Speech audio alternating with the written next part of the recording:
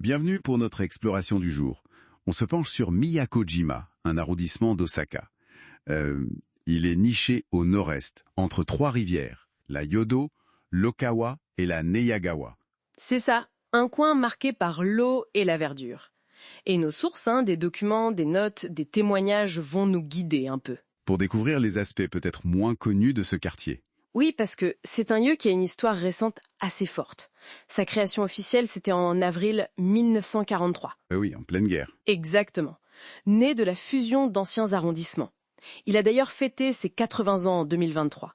Derrière une façade un peu ordinaire, il y a des couches d'histoire assez étonnantes. Alors allons-y, essayons de comprendre ce qui fait le sel de Miyakojima. Ce mélange d'histoire fluviale, de vie moderne. On commence par les origines, très liées à l'eau apparemment. Tout à fait. On parle de bancs de sable à l'origine, de l'ancien lac Kawashi. Ces terres basses, ça explique pourquoi les voies navigables ont toujours été si importantes. D'accord. La rivière Yodo, c'était vraiment l'artère principale entre Kyoto et Osaka pour le transport. Et même le nom Miyakojima. Oui. Il y a plusieurs idées. Peut-être l'île portuaire, Tsushima, ou alors un lien avec d'anciens palais impériaux qui n'étaient pas loin. Ça montre que c'est occupé depuis longtemps. Et on trouve des petits échos de ce passé ancien, comme au sanctuaire Miyokimori Telmangu. Il y a une légende là-bas. Oui, la légende de la pierre à poisson, l'Uoreshi. C'est le genre de petite histoire locale, un peu cachée, qui peut être sympa à découvrir si on visite. Intéressant pour les visiteurs, oui. Mais après ces légendes, il y a eu une grosse transformation avec l'industrialisation, n'est-ce pas? Ah oui, ça c'est un tournant majeur. Fin 19e, début 20e, la rivière Yodo a vraiment attiré les industries. Comme quoi, par exemple? L'exemple le plus connu, c'est l'usine textile Osaka Woolen, qui deviendra plus tard Toyobo.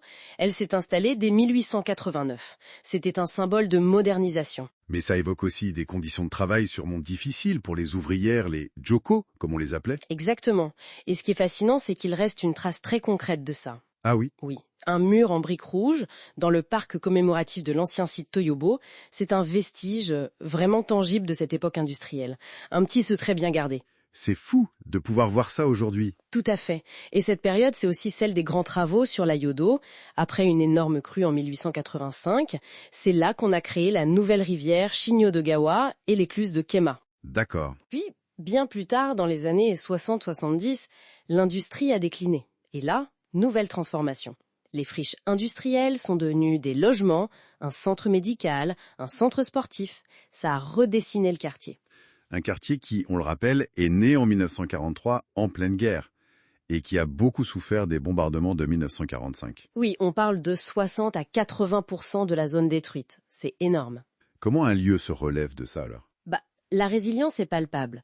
Le symbole le plus fort, je trouve, c'est le Yake Ginko. Le ginkgo brûlé. Oui, au sanctuaire Miyukimori Tenmangu. Cet arbre a survécu aux bombardements, aux flammes. C'est vraiment un lieu de mémoire assez émouvant à voir. Un autre point d'intérêt pour une visite donc? Absolument. Et si on est observateur, on peut même repérer des traces d'anciens abris antiaériens près de l'avenue Miyakojima Andori. La reconstruction, ça a été une étape clé, bien sûr. Passons au transport. Kyobashi, ça revient souvent, c'est un nœud important. Ah oui, Kyobashi, c'est la grande porte d'entrée est d'Osaka. Il y a JR, Keihan, le métro. C'est un carrefour essentiel. Et il y a une anecdote historique intéressante, non? Oui, et souvent méconnue.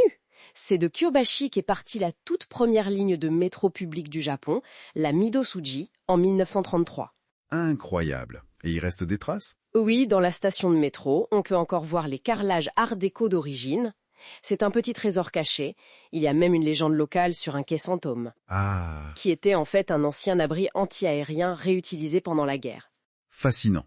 Il y avait aussi une ligne de chemin de fer particulière, Sakuranomiya. Oui, l'ancienne ligne de fret de Sakuranomiya. Pendant un temps, elle a été utilisée pour des trains touristiques spéciaux, pour admirer les cerisiers en fleurs le long de la rivière. Un tunnel de cerisier, c'est très poétique, hein? Très. La ligne a fermé en 1964, mais son tracé n'a pas été perdu. Un nom. Non, il est devenu la promenade Sakuranomiya Yuhudo. C'est un exemple parfait de réutilisation d'un espace. Aujourd'hui, c'est une balade super agréable. Encore un lieu transformé. Comme l'ancien dépôt de tramway devenu centre médical, c'est ça? Exactement. Ou le pont de fret Akagawa, qui est maintenant intégré à la ligne Osaka-Higashi. Des transformations partout.